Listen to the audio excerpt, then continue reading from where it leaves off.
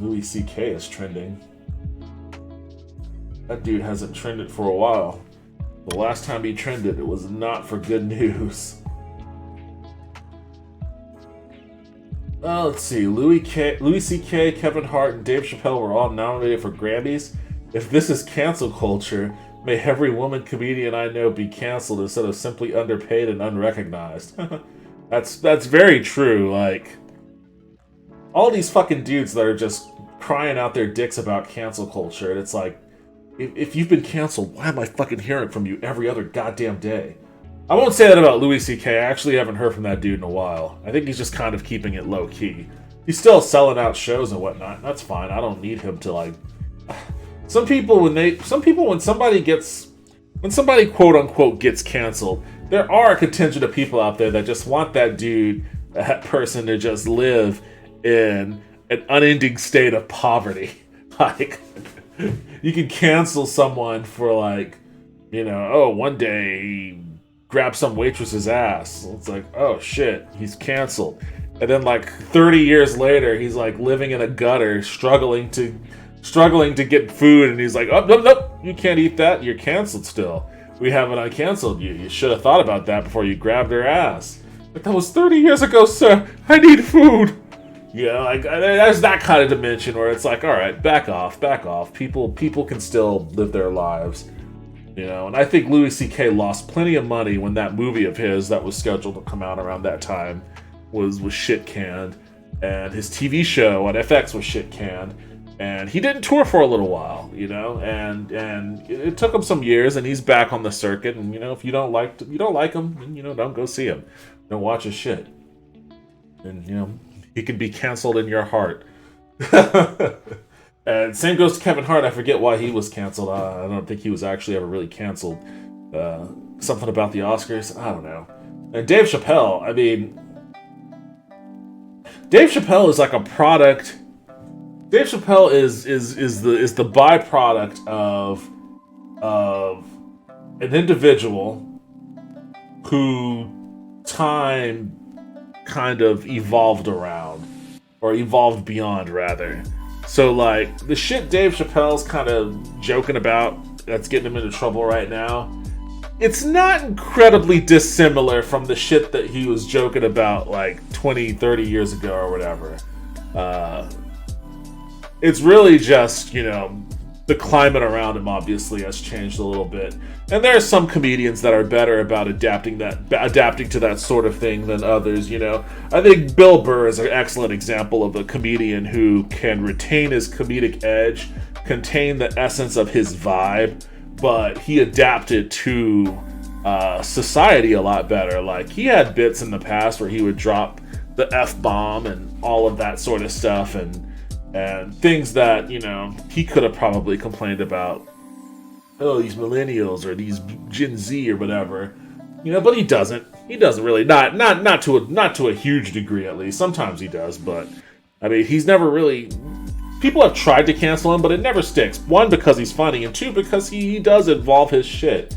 And he doesn't do it cynically either. Like, you listen to his podcast, you can tell that, he's having moments of where he's kind of working through, the dilemma of being basically like a Gen Xer or a younger boomer or whatever he might be, probably a Gen Xer. Yeah, he's definitely a Gen Xer, but like he's living in a world that's, more and more being the terms of our climate and our culture is being dictated by Gen Z, right? And it's funny that Kid Rock video came out, ain't nobody gonna tell me how to live. It's like one of the most ridiculous songs I've seen in ages. And like in the song, he's rapping about like, offended millennials, and it's like, dude, are you still harping on millennials? Millennials are all in their 40s now, man. Gen Z's way more radical than we ever were. Like, and they're the ones that are setting the tones for things. Shit, man, I watched, I forget what it was called, Wine Country? It's basically Bridesmaids, but it's like, they're all wine moms in Napa Valley or whatever. And at the end of that movie, there's a scene where they're encountering, like, they're at an art exhibit and it's a bunch of millennials, and they're having their encounter, and it's going back and forth between the wine moms and or not millennials, but the same, about to pull the same Kid Rock shit, the Gen Zers. And as they're talking and they're tossing out these terms and phrases, I remember just thinking to myself, what the fuck, do Gen Z people really talk like this? I also was watching something else. I forget what else I was watching. I was watching something else where it was like that, where it was a bunch of Gen Zers tossing out all these weird phrases and whatnot. And I was like, man, do they really talk like this? This is weird. Like, it's almost like they're talking like robots. But, I say this as a millennial, it's like, this is a different generation. They have different set of values. They see the world different. They speak different. And it's just a different thing, And sometimes, you adapt and sometimes you don't. And if you don't, then, hey, man, you're going to catch it if you're out in the public. There's plenty of people that don't adapt to, they live their lives just fine because they're living, isolated, in their house or in the woods or God knows what. Who knows how many people out in the sticks or, in very insular communities, either in rural America or just insular communities within their little clique in urban America. Who knows how many people still refer to black people as colored people? Who knows how many people, do things the old-fashioned way, whatever that may entail. There's plenty of people that live that way, But if you're in the public sphere, then, especially if you're in the public sphere in the capacity as being an entertainer, and entertainers, if they want to remain relevant, they have to be able to, entertainers have to be able to Jesus, what is the word I am looking for? They have to be able to have their art span across multiple generations, basically. They have to be able to have their art exist and be relevant in their time, in the next generation's time, and in the generation after that. That's a part of what makes them great, if they want to be great. It's like I can go back and watch Ghostbusters, the first one. It's like, man, this is an awesome movie. And then I could watch, Bill Murray in Transcend. Yes, thanks, John Brennan. What are you saying here? They grew up with a computer in their hand. They're pretty much half robot. Yeah, I think that's a part of it too. And it's kind of tough because there's a lot of really good, there is a lot of really good things that come from being able to just have a computer in your hand, right? Like, you do get a different perspective on the world. You do have access to information if I was a kid, I wished I had that access to that information as a kid, but I didn't. And, I got into a lot of trouble, not knowing things, basically. Almost poisoned myself once because I was living on a tropical island. It was very hot. I was walking home from school. I was a very long way from home with no water. And I knew that plants had water in it. I didn't know what kind of liquid that particular plant had in it, but when I put it in my mouth, it was not so good. I could have Googled it if I had Google at the time, and it would have been like, do not drink liquid from this plant. But hey, you know what? You live and learn, huh? Maybe that's just a part of something that the younger generation's going to miss out on. Doing wacky experiments by virtue of not having Google readily available to you. But yeah, like Bill Murray, he's just as awesome now as he was, back in the 30s, Jesus, back in the 80s, like he has a kind of comedy, a kind of presence that transcends, all those different generations. And a part of that is just learning how to adapt to it, right? So, some comedians do it better than others. I haven't listened to any of Louis C.K. stuff since he's been back. I don't. Maybe he did adapt. Maybe he didn't. Maybe he's still doing the same kind of comedy he did before. I don't know. He's not struggling. People are going to his shows. He's selling them out still, so he's definitely not canceled. Same with Kevin Hart. Like, he could sell a Madison Square Garden like that if he really wanted to. And Dave Chappelle too. And I haven't seen his latest special. I know that it got a lot of shit because of some of the stuff he was saying about the trans community. And I get that, but I mean, I'll be honest with you. Dave Chappelle came to Austin, I'd go see Dave Chappelle. Yeah, sorry guys, I'd go see him because he's one of my favorite comedians. And I think, but to my point that I was making about Bill Burr earlier, I think Bill Burr is much, much better at adapting to the changes of culture while still retaining his comedic edge and his sense of comedy and timing and edginess and all of that. I think he's way better at it than Dave Chappelle. And I think Dave Chappelle, if there's one criticism I would level at Dave Chappelle, I saw it, it was honestly mildly heartwarming. Okay, well that's definitely not words I've ever seen used to describe it, so that's interesting. Mildly heartwarming. I'll give it a shot. I'll probably watch it while I'm in a turkey coma at any one of these next 4 days or 5 days. But if there's one criticism I would level about Dave Chappelle is that recently he's just been starting to get maybe a little too preachy, and I appreciate Bill Burr in that he always when he seems like, as far as like his podcast is different, but when he's doing comedy, if it seems like he's about to go down a road of being preachy, he'll always like cut himself off at the knees about it in one way or another. And it adds levity, and it reminds you not to take shit that he says super seriously. And I think that's where Dave Chappelle gets into trouble, because when you get kind of preachy, then you're kind of giving people an excuse to take the shit that you say super, super seriously. And then when you do start joking around about things, about subject matters that are serious, people take you super seriously. And then you're like, wait a second, these are jokes. Are we not allowed to joke? It's like, you're allowed to joke, but like recognize the context of the climate you're telling these jokes in. Like it's not Def Comedy Jam from the 90s anymore.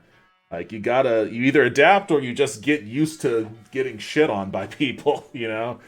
And that's kind of the world that we live in right now. And I don't quite have a problem with it, but it's also kind of interesting when people have tried to cancel Bill Burr, and it never takes. And you see that every now and then. People will try to cancel something, and it doesn't really it doesn't stick. They tried to cancel Chris Pratt too, and you know, for whatever reason that doesn't stick. I really don't know the Chris Pratt thing. I mean, I think it's probably the same thing, where it's like, if you're funny, if people perceive someone as being funny, then you're not going to be able to cancel them. You know, and Louis C.K. is actually an excellent example of this, because he had a bit several years ago, before his whole scandal broke. Louis C.K. had a bit where he was on stage, and he was, as a part of his bit, like he was well, maybe not unironically, but he was close to unironically dropping a hard R N-bomb as a part of his set, just like leveling it out there in like a way I haven't heard since like Richard Pryor, basically. And but it was funny, like the way that he was using it in his bit was actually really hilarious. And he, to my recollection, he got no shit from it, none whatsoever. There was never any issue with Louis C.K. doing that bit, because that bit was incredibly funny, you know. So like, he existed in a world where, and this wasn't like he was doing this bit at a time where, you know, people weren't sensitive. I mean, it's just the N-word. People are sensitive to that shit all the time. But, you know, he was funny, so he got away with it. And then I think about that dude who lost that Saturday Night Live, he lost that Saturday Night Live job because some old podcast recording where he was doing these racially charged impersonations of, I guess, Asian people or whatever. And I listened to that and I was like, yeah, this isn't funny. It's just not funny. That's his problem. Like, this sucks. If it was funny, then, you know, people wouldn't have minded so much. If it was funny, people would have been like, oh, I see why this guy got hired at SNL. He's funny. You know, like, so you could get away with, even in this time of cancel culture, you can still get away with quite a bit if you're funny. Like, I think that's what it is. The demands for quality is higher than usual. So it's like, you better be fucking funny with this, or we're gonna come after you. And, you know, you could talk about, you know, the people of left-leaning orientation going after comedians like Dave Chappelle or Kevin Hart, but, you know, And those guys aren't people I necessarily think are like, conservative minded comedians or anything. But Chris Pratt is like a very openly conservative person, and they go after him all the time, and it never takes because people generally like Chris Pratt. They like his shtick. They liked him in Parks and Rec. They like him in the Marvel movies. They think he's a generally affable dude, and because of that, he's not gonna get canceled. It's just not gonna stick. So it's interesting though that I hadn't seen Louis C.K. trending in years. I was like, oh god, what did he do this time? Like, oh, he got nominated for a Grammy. It's hard to say you got canceled when you're nominated for a Grammy. What do you think the difference is between being funny versus unfunny? I mean, that's like the $1,000,000 question. And that's also what makes being a comedian right now like such a gamble. Especially if I almost feel more sorry for comedians who got famous years prior than comedians that are coming up right now. Because if you're a comedian coming up right now, then you've got nothing to lose. You can pretty much still do or say whatever you want, because even if you're offensive or whatever, what does it mean being like, look at me. What would it mean if I got canceled? I've got like what, 2 people watching this stream maybe? Like, it doesn't mean anything for me to be canceled. Like, I'm self-canceled by the virtue of the fact that no one's watching me anyways, right? Except for you, John. Thank you for joining the stream and enjoying it, hopefully. But if you made your money like, 30 years ago, and you're still trying to perfect your craft right now, then you've got a hell of a lot more to lose. And you've got to figure out the answer to that question in probably like the most tenuous environment that you can. Unless you manage to be one of those people that just crafted your own little ecosystem of followers. So I made a video on this channel a couple months ago, I think, where it was after Norm Macdonald had passed. And Norm Macdonald is probably, I don't know if he's my favorite comedian, but he's got to be in the top. He's got to be top 5, maybe even top 3, maybe even top 2. Man, I love Norm Macdonald. He was awesome. And when he passed, I was incredibly bummed out. I was just watching a ton of his video clips, and it always struck me as odd that he wasn't a political person by any stretch of the imagination, which is funny because I was introduced to him from Weekend Update as a kid, but he's a conservative. He was a prominent conservative person. Everybody knew he was a conservative dude, and sometimes he kind of let that show. And as I was watching all those videos, I was thinking to myself, like, what makes, like, why are so many comedians that I like, at least, why are they all generally of like a left orientation versus like conservative comedians? Are there a lot of conservative comedians? What makes a conservative comedian? So I kind of dove into that world. And as I was watching, I was going down lists and looking at, okay, Nick DiPaolo or the Foxworthy or Bill Engvall or whatever. And as I'm looking down these lists, I'm like, what is it that makes me more drawn to someone that isn't like this, or somebody that is it a worldview sort of thing, or is it stuff that I can relate to? And as I was thinking about it, kind of in relation to your question, what's the difference between being funny and unfunny? I came across a lot of like high-minded, think pieces about, oh, well, the reason why conservative comedy isn't funny is because in order to be comedic, you have to have empathy and blah, blah, blah. And conservatives don't have empathy. And, I was like, okay, whatever. Like, I think that's kind of obnoxious. I think that's an obnoxiously elitist sort of take on comedy. Because there are some conservative comedians that I would consider, empathetic and funny. And like, I think Norm Macdonald had a tremendous amount of empathy, and it showed in a lot of his jokes too. So that descriptor kind of set me the wrong way. But I think in my, I don't know, it's weird. There's a certain level of earnestness that I need. Like someone I can always tell when someone's putting on an act for their comedy, and kind of reaching for the laugh, rather than someone who is earnest in their comedy and whatever laugh occurs comes naturally, even if they aren't really particularly funny. Like, there's always something about the earnestness of a person that makes their comedy seem more approachable, more real to me. So that, I think that's probably the only thing that I can kind of grasp onto. Like, as far as like particular jokes are concerned, like sometimes edgy jokes just don't do it for me. Like, I don't really like edgelord, and maybe that's why I love Norm Macdonald, because he wasn't really an edgelord comedian. He was goofy as shit. I love goofy comedians. I love him, of Conan O'Brien and all that kind of stuff. But I like Bill Burr, so like I have some capacity for liking edgy comedians too. I don't know. It's a coin flip. Would you consider Joe Rogan a comedian? Well, yeah, he started off as a comedian.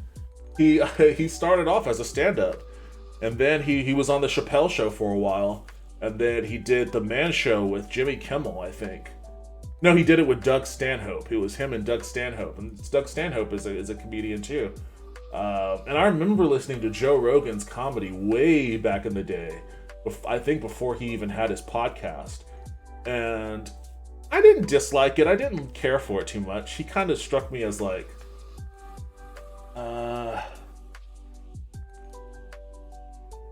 I don't know if I have a good comparison for it. Maybe it was a lot like Jeselnik, Anthony Jeselnik, something like that. Maybe not quite as curt as Jeselnik, but it kind of had a little bit of that vibe to it. Like, and you know, it just doesn't sit. It didn't sit too well with me. But I wasn't a fan, but I didn't dislike him either. And you know, when his podcast started popping off, you know, I watched it every now and then. I was like, oh, okay, I could see how his comedy. I think I can see how Joe Rogan's brand of comedy worked better in a podcast setting, for me at least, than on stage. That's a great word, earnestness. That's the word I was looking for. The Dave Chappelle special was earnest. Okay, I get that. And Dave is really good at that sort of thing. Like, I think I saw Dave live when he first started touring again from his like weird sabbatical, you know. He went to Africa and whatnot, and then he just kind of chilled and laid low and didn't really, he did stand-up things here and there, I think, in Ohio. But when he first started touring again, he came by Austin, and I saw him then, and I got that same vibe. Like, his older stand-up, when he was, you know, younger, doing Half Baked and Chappelle Show and all that, that felt more like a comedian that was, you know, on stage to fucking knock it out the park. He's got bits, he's got voices, he's got stories, and he's doing all this shit. And he still had some of that when he came back, but there was a lot more, like, he became a lot more almost storytelling. And maybe this is what I was talking about when I talked about the danger of being overly preachy. And when you become overly preachy, people start to take you a little too seriously.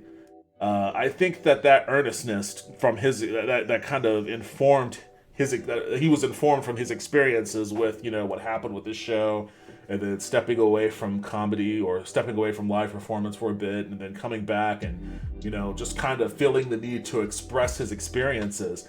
It was much more earnest than he had been in his younger years, and I appreciate it. Like, he's really good at it. He's really good at commanding an audience, at, you know, knowing when to bring the levels down, knowing when to bring the tone into like a realistic realm, and kind of disarming people with that that sort of seriousness. And then when people are disarmed, like that's when he'll like, you know, he'll do a joke, like a quick jab of some joke that people aren't necessarily expecting in the earnest moments. And, you know, he's really good at kind of doing that kind of work. That his comedy has kind of evolved into like that sort of thing. It's kind of interesting to see, especially if you go back and watch his earlier stuff. It's like, oh, it's almost like a totally different comedian. I mean, you can see the styles or you know, the delivery on a lot of stuff is still the same, but it's like a totally different type of comedy. But yeah, he's in a tough spot. He's in a tough spot, but he's not struggling. I mean, that Netflix special did awesome for him. You know, he's making money. And I mean, he made the money before the special even premiered, by virtue of how Netflix works. And then he got a bunch of press from it. No pub is bad pub, especially in the eyes of a comedian, because then he's gonna use that pub to go out and sell shows. It's funny. Speaking of, though, I got onto, I don't even know. Oh, I got onto that whole discussion because I saw Louis C.K. was trending. But even independent of that, I wanted to talk about this story a bit because it kind of touches on the same thing. Ridley Scott blames The Last Duel's box office failure on millennials. And this is just like, again, that total boomer mentality, And I feel sorry for him. What did I see? I went and saw Eternals. And as I was walking to the theater, I saw a poster for The Last Duel. And I remember thinking, movies like this used to come out in theaters regularly, like 20, 30 years ago. There would always be some kind of period piece like Last Duel that was in a theater. And they were big theater releases. They were as big a theater release then as any Marvel movie is now. But they kind of phased out of the theaters and they became streaming movies. Like I think Chris Pine had a movie, a period movie like this that debuted on Netflix. And Timothée Chalamet and Robert Pattinson have one about, I think, King Henry IV or something like that. That looks awesome, and I want to watch that. That looks awesome. But that's only on Netflix. And it was cool to see the posters of this in the theater because I was like, oh man, those are coming back in the theaters now. But admittedly, I didn't watch it, and it looks like not very many other people watched it either. Can you give me a quick rundown on what this topic is about? Pretty lost. Okay. So this is just about, and I haven't really discussed this topic in particular. I was right before you entered the stream. I was about to start on this when I got sidetracked from the Louis C.K. situation, and I was just going off on Louis C.K. because we're going off about Louis C.K. Because I just saw some tweets of people that seemed dissatisfied with the fact that Louis C.K. is quote unquote back, and that he isn't really canceled. And I was like, some people just, when someone gets canceled, they want them to live in poverty for the rest of their lives, and it's like, no, that's not. Not only is that not a realistic expectation, but it's actually a really shitty expectation. You have to give people an opportunity to, for redemption and rehabilitation. And that was basically what that was all about. But it's interesting that it tied into this because, it was also a discussion on, the expectations of the different generations, what comedians should expect, trying to adapt their comedy to younger generations, newer generations. And I think filmmakers need to do the same thing. Cell phones and Facebook are blamed for The Last Duel's box office bust. But how? How would you... Well, this is his quote. I guess he was on Mark Maron's podcast. During the interview, Mark Maron's What the Fuck podcast, Sir Ridley Scott... Oh yeah, he is a sir, huh? Sir Ridley Scott complained that The Last Duel's box office calamity was all down to millennials. Quote, I think what it boils down to, what we've got today, are the audiences who were brought up on these fucking cell phones, said Scott. I guess he meant millennial. The millennial do not ever want to be taught anything unless you're told it on a cell phone. This is a broad stroke, but I think we're dealing with it right now with Facebook, he explained. This is a misdirection that has happened where it's given the wrong kind of confidence to this latest generation, I think. The Last Duel has earned $27 million worldwide after its debut last month, starring Ben Affleck, Jodie Comer, Matt, blah, blah, blah, blah, blah, blah. Although Scott was originally concerned that Disney would undersell his historical epic, that turned out not to be the case. Disney did a fantastic promotion job. Wait, this is a Disney movie? Well, what isn't a Disney movie? They just own everything now.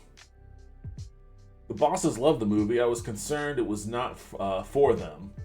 Despite this, The Last Duel still performed abysmally at the box office, but Scott stands by the movie and states that the studio's decisions were sound from start to finish. That's the call you can make, he said, about taking on the project. That's the call Fox made. Oh, okay, it was a Fox property, and then Disney, I guess, kind of sucked it up, huh? We all thought it was a terrific script, and when we made it, you can't win all the time. I've never had one regret on any movie I've ever made. Nothing. I've learned very early on to be your own critic. The only thing you should really have an opinion on is what you just did. Walk away, make sure you're happy, don't look back, that's me. I mean, clearly not, dude. You were just blasting millennials. IGO's own review said The Last Duel is a grueling watch and certainly not for the faint of heart. However, it rewards you with social commentary that's as relevant today as in 14th century France. The Last Duel offers several bloody, brutal battle scenes and a fierce final duel that's up there among director Ridley Scott's finest fight scenes. Wow. Okay. Well, that's cool. I mean, he did do, he's done a lot of movies, and I did watch some scenes from The Duelist, and those were pretty awesome scenes. So, I mean, it sounds like a cool movie, and I do want to watch it. But, I mean, it didn't do poorly because millennials are on their cell phones, man. Like, it did poorly because people aren't used to seeing these kind of movies in theaters anymore.